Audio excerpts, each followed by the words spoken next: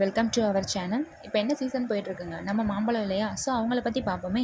முக்கணியில் முதல் கனி யாருங்க? நம்ம மாம்பழம் தான். இந்தியாவோட தேசிய பழம் யார்? நம்ம மாம்பழம் தான். அழகுலையும் ருசியில் இவங்களை அடிச்சுக்க ஆளே கிடையாது. அதனால பழங்களோட அரசன்னு சொல்கிறது யார்? நம்ம மாம்பழத்தை தான். 4000 வருஷத்துக்கு முன்னாடினே நம்ம மாம்பழத்தை நம்ம யூஸ் பண்ணிகிட்ருக்கோம். இவங்களுக்குன்னு ஒரு நேஷ்னல் டே இருக்குங்க, ஜூலை 22. இதை விட என்னங்க, வேத இலக்கியங்கள் புராணங்களில் கூட மாம்பழத்தோட குறிப்புகள் இருக்குது. நம்ம உலகத்தில் இந்தியா தான் மாம்பழ உற்பத்தியில் முதல் இடத்துல இருக்குது. சீனா, இந்தோனேஷியா, தாய்லாந்து, மெக்சிகோ, பாகிஸ்தானில் அடுத்தடுத்த இடங்களில் இருக்குது.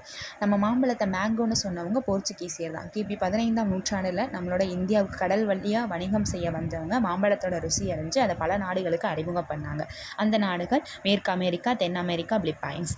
நம்ம இந்தியாவுக்கு அடுத்ததான் சீனா, தாய்லாந்து போன்ற நாடுகளும் மாம்பழத்தை அதிகமாக விளைவிக்க ஆரம்பித்தாங்க. நம்ம இந்தியாவிலேருந்து சீனா, தாய்லாந்துக்கு போன புத்த துறவிகள் தான் மாம்பழத்தை அங்கே அறிமுகம் பண்ண காரணமாக இருந்தாங்க. அதுக்கப்புறம் வந்தவங்க பாரசீகத்திலேருந்து இந்தியாவுக்கு வந்த வியாபாரிகள் மத்திய கிழக்கு நாடு, கிழக்கு ஆப்பிரிக்கா நாடுகளுக்கு மாம்பழத்தை அறிமுகம் பண்ணாங்க. முகலாயர்களோட ஆட்சி காலம் தான் மாம்பழத்தோட பொற்காலம். அதுக்கப்புறம் நம்ம இந்தியா எடுத்துக்கலாம். இந்தியாவில் தமிழ்நாடு தான் மாம்பழ உற்பத்தியில் முதலிடத்தில் இருக்குது. அதுக்கு அடுத்தபடியாக ஆந்திரா, உத்தரப்பிரதேசம், கர்நாடகா, மராட்டிய மாநிலங்கள்லாம் இருக்குது.